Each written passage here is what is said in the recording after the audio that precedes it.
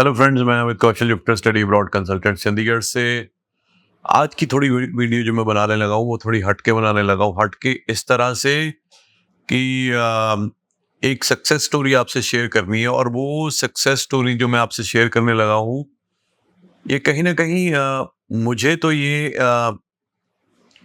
जैसे कहते हैं कि ड्राइव करती है ये success story to push this narrative to my audience.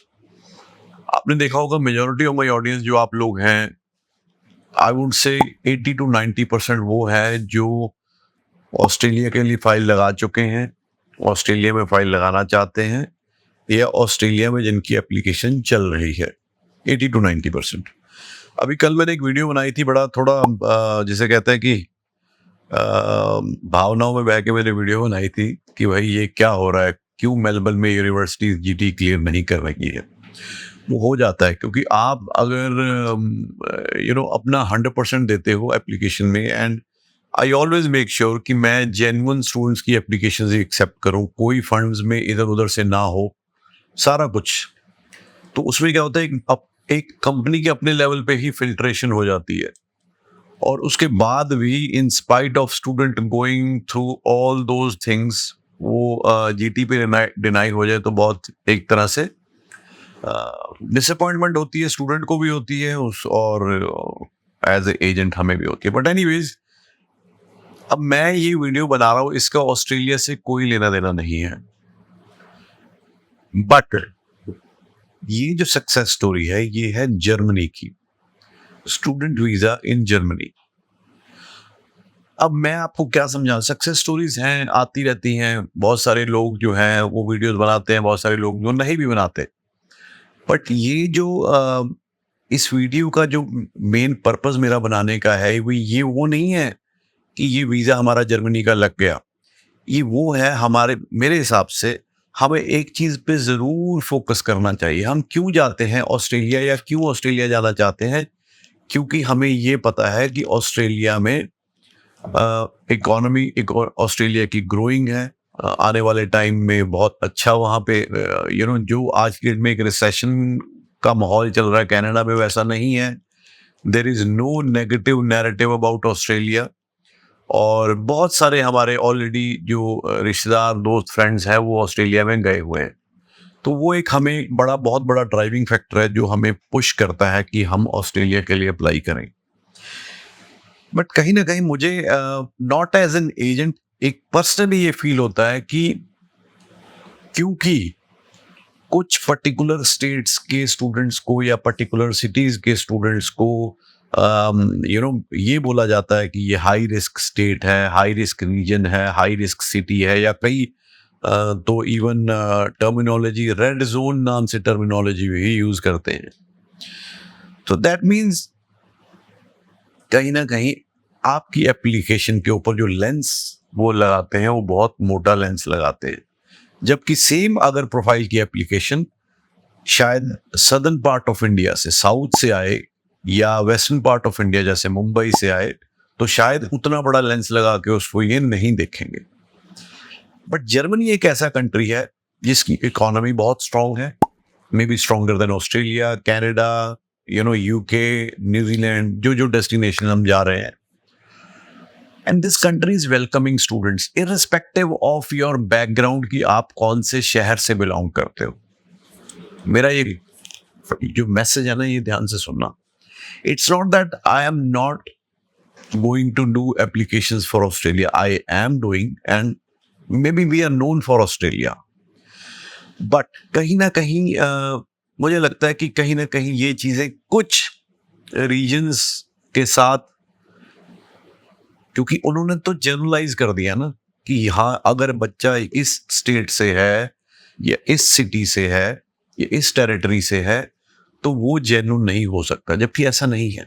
कहीं ना कहीं ये हमारी, यानी कि ऑस्ट्रेलिया की पॉलिसीज में कहीं ना कोई कमी है, जिस वजह से जो स्टूडेंट है वहाँ जाके वो चेंज करता है, या कहीं ना कहीं वहाँ जाके वो, तो आप पॉलिसीज ही ऐसी बनाओ।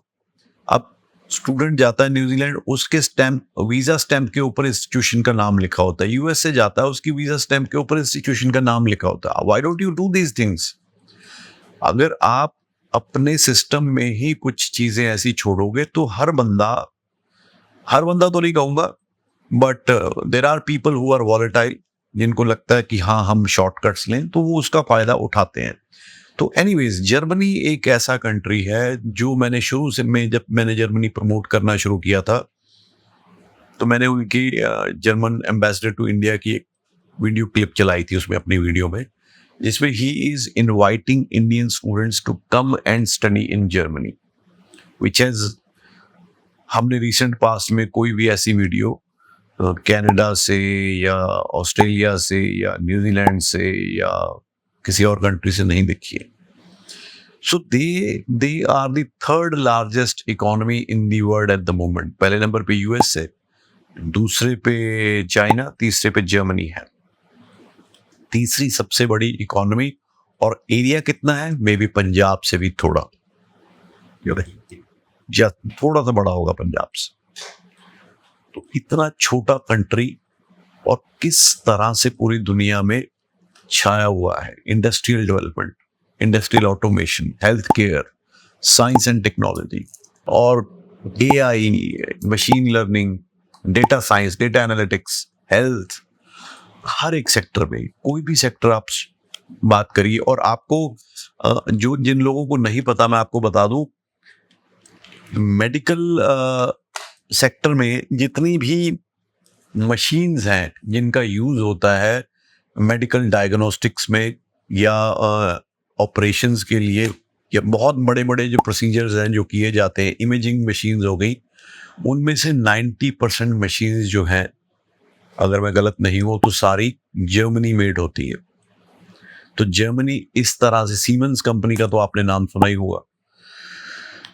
उसके अलावा भी, और अगर हम कार्स की बात करते हैं, रिलायबल कार्स की बात करते हैं, लग्जरी ब्रांड में मर्सिडीज, BMW, ऑडी, और उसके बाद जो नॉर्मल ब्रांड्स हैं, वॉक्सवैगन बोलते हैं। So these all companies belong to Germany, they are German made companies. हम क्यों नहीं जाते जर्मनी? मुझे लगता है कि एक रिलक्टेंस लैंग्वेज को लेके। कोर्स, अगर आपको ऑप्शन दिया जाए कि आपको इंग्लिश स्पीकिंग नेशन में जाना है या आपको जर्मन स्पीकिंग नेशन में जाना है, तो आपको लगेगा यार इंग्लिश हम बचपन से पढ़ते आ रहे हैं, तो मैं कंफर्टेबल शायद इंग्लिश में ही होऊंगा या होऊंगी। बट आज की डेट में मेरे हिसाब से ये डिसाइडिंग फैक्टर नहीं होना चाहिए।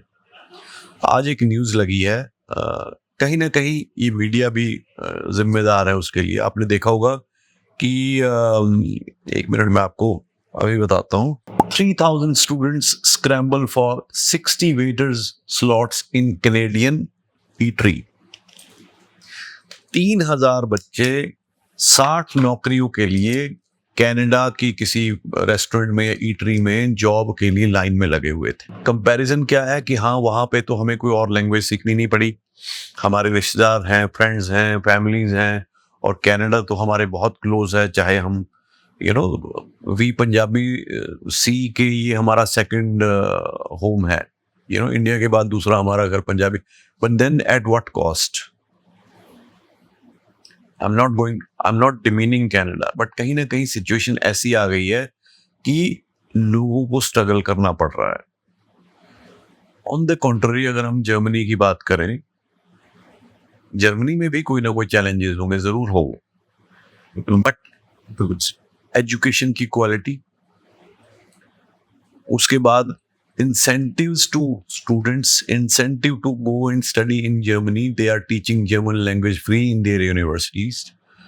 उसके बाद आपको 18 months का पोस्ट ग्रेजुएट वर्क परमिट मिलता है पढ़ाई करने के बाद, चाहे आप मास्टर्स के लिए जा रहे हैं, चाहे आप बैचलर्स के लिए जा रहे हैं, चाहे आपका 1 साल का कोर्स है, चाहे आपका 4 साल का कोर्स है। और वो 18 महीने का जो वर्क परमिट है वो फर्दर एक्सटेंड होके और 18 महीने आपको मिलता है, तो टोटल आपको 3 साल का वर्क परमिट मिलता है। जर्मनी आपको परमानेंट रेजिडेंसी भी देता है, मतलब आप अपनी पढ़ाई के 2 साल के अंदर ही पढ़ाई करने के बाद अपनी PR ले सकते हो। विद इन 5 years आप अपनी सिटीजनशिप ले सकते हो जर्मनी। और कितने ऐसे केसेस हैं, स्टूडेंट्स की नहीं मैं बात करूंगा, मेरे अपने जान पहचान रिश्तेदारी में, जो यहाँ से, उस टाइम पे शायद जर्मनी उतना पॉपुलर भी नहीं था, जो यहाँ से गए और उन्होंने वहाँ पे जाके they made good life for them, and they got citizenship, marriage की, बच्चे, मतलब it's a very, there are many many success stories about Germany. तो जो हमें वेलकम करे हमें उसके ऊपर भी फोकस करना चाहिए, या बजाय उसके कि चलो एनीवेज। अब मैं इसकी प्रोफाइल बताता हूँ जिसका वीजा है। इसका नाम है हर्षित। हर्षित जो है पानीपत हरियाणा का रहने वाला है, और इसकी अगर मैं क्वालिफिकेशन की बात करूं तो हर्षित ने 2016 में अपनी 10th की थी, 2018 में अपनी 12th की थी। उसके बाद हर्षित ने बीटेक आईटी किया, 2022 में पास, 4 साल का प्रोग्राम था। उसके बाद 2022 से हर्षित जॉब कर रहा है, अभी भी कर रहा था, नाहर इंडस्ट्रियल एंटरप्राइजेज, ये डेरा बसी में कंपनी है, वहां पे ये जॉब कर रहा है। हर्षित का पीटीई का स्कोर था 65 ओवरऑल, नॉट लेस देन 61। और Harshit university of Europe of applied sciences में, यूई जिसे बोलते हैं, उसमें एमएससी सॉफ्टवेयर इंजीनियरिंग के लिए जा रहा था। तो ये मेरे ख्याल इसका 1.5 साल का कोर्स है ये। So he has got visa in this. 16 सितंबर को हर्षित की अपॉइंटमेंट थी वीएफएस न्यू दिल्ली में, और कल ही उसको पासपोर्ट स्टैंप होके उसके घर पे रिसीव हो गया। So this is the success story of Germany. The only pain point in Germany is getting the appointment, जो मेरे हिसाब से पेन पॉइंट नहीं है, क्योंकि हम पहली बार कर रहे थे, काफी एप्लीकेशन, ये फर्स्ट वीजा वी रिसीव्ड, काफी एप्लीकेशन अंडर प्रोसेस है, बहुत सारे बच्चे ऑलरेडी बीएफएस में जाके अपने बायोमेट्रिक्स वगैरह डॉक्यूमेंट दे के आ गए हैं, तो और भी आएंगे, वो भी शेयर करूंगा। आप सबसे पहले कोई आपका गैप कितना है उस, that is not a concern. कोई आपको फंड्स नहीं दिखाने, आपको आईटीआर कितने की होनी चाहिए, ये जीएसटी भरा है कि नहीं भरा है, आपको करंट अकाउंट है कि नहीं है, एमएसएमई है कि नहीं है, किसी चक्कर में पड़ने की जरूरत नहीं, किसी में भी। उसके बाद आइल्स, पीटीई, टोफल, ये सारे जो, इवन डुओलिंगो, इन सभी के बेसिस पे आपकी एडमिशन हो जाएगी और आपको वीजा आएगा। ऑफ कोर्स जर्मन एम्बेसी की अगर आप वेबसाइट पे जाते हो, वहां पे उन्होंने आइल्स और टोफल ही लिखा हुआ है, बट जो जर्मन यूनिवर्सिटीज हैं वो कहती है कोई बात नहीं, अगर आपने आइल्स या टोफल नहीं भी दिया हुआ और आपने पीटीई डुओलिंगो भी दिया, उसके बेसिस पे हम आपको एडमिशन देंगे, and at the time of visa filing we will give you the language support letter from the university, जो आप सबमिट करोगे अपनी फाइल के साथ, and on the basis of that you will receive your visa grant. Currently जो visa grant rate चल रही है जर्मनी की, बहुत सारे लोग 100% ही बोलते हैं, बट मेरे हिसाब से 95 to 96% के करीब है। बहुत सारी चीजें हैं जो, because I once have been to Germany, मैं म्यूनिक गया हूँ वाया फ्रैंकफर्ट, तो मैं कई बार कनाडा गया हूँ, but then that was a transit point, but Munich I have been there, and now I would love to go to Berlin, जहाँ के लिए स्टूडेंट्स सबसे ज्यादा मेरे पास इनरोल हुए हैं। It's a beautiful country. It gives you student going to study in Germany gets the pass to visit all 27 countries of European Union. बहुत सारी चीजें हैं, आप गूगल करके देख सकते हो। तो मेरा मैसेज इस लंबी सी वीडियोस के द्वारा यही है, जो आपको वेलकम करे वहां जाओ ना, जो आपको धिक्कारे तो ठीक है वहां करो, but make a right choice, make a right choice, do not waste your time. अगर आपको लगता है, और मेरे हिसाब से मैं शुरू से बोलता आ रहा हूं कि ऑस्ट्रेलिया वही अप्लाई करे जो उनका क्राइटेरिया मीट करता है। जो उनका क्राइटेरिया मीट नहीं भी करता किसी भी पॉइंट से, ही और she will be wasting their time just to satisfy your own ego. आप करते रहिए। बहुत सारे लोग तंग आके यूनिवर्सिटीज में जीटीई और ये वो इस एजेंट से उस एजेंट से करवा के, अल्टीमेटली क्योंकि एक ईगो है कि मेरे को ऑस्ट्रेलिया के लिए फाइल लगानी है, they end up putting their application for a private college, for a diploma course और एडवांस डिप्लोमा और ग्रेजुएट डिप्लोमा, और उसमें आपको पता है कि रिजल्ट क्या आ रहे हैं। मैं वीडियो बना रहा था, काफी देर से बोल रहा था कि सक्सेस रेट नहीं है। कल या परसों मेरे छोटे भाई का फ़ोन आया, पंजाब से ही था, तो कहता जी आप बोलते थे कि बुरा लगेगा उनको जिन्होंने फाइलें लगाई हुई हैं बट वीज़ा नहीं आएगा। कहता जी हमारी मेरी वाइफ़ का कहता लगा हुआ था, वीज़ा रिफ्यूज़ हो गया। तो मैं वही कह रहा हूँ, अपनी ईगो को सैटिस्फाई करने के लिए फाइल मत लगाइए। अनफॉर्चुनेटली वीडियो मेरी की रीच बहुत कम है। थोड़े से लोग देखते हैं, मुझे ये भी नहीं पता कि सारी वीडियो देखते भी नहीं देखते, शेयर नहीं करते। तो ये पॉइंट्स ना हर बंदे के पास नहीं जाते, वो बाद में पता लगता है। It is my business, of course I do this for money, जैसे हर बंदा बिजनेस के लिए करता है, but I have some ethics. I will tell you if this profile is doable और नॉट। एंड हम अपने फर्स्ट लेवल में बहुत सारी फिल्ट्रेशन करते हैं, और जो हमारे पास आके गए हैं, जिनको हमने मना किया है, वो इस चीज को लिखेंगे नहीं लिखेंगे, बट एटलीस्ट उनको ये पता है कि हाँ हम ये करते हैं। पीपल कॉल अस कि फंड करा दोगे, पैकेज कर लोगे, वी स्ट्रेट अवे से नो सर। तो अगर आप क्वालिफाई करते हो ऑस्ट्रेलिया तभी करना, नहीं तो जर्मनी, यूके, यूएसए, न्यूजीलैंड, बहुत सारी जगह है जहां आप कर सकते। Thank you so much.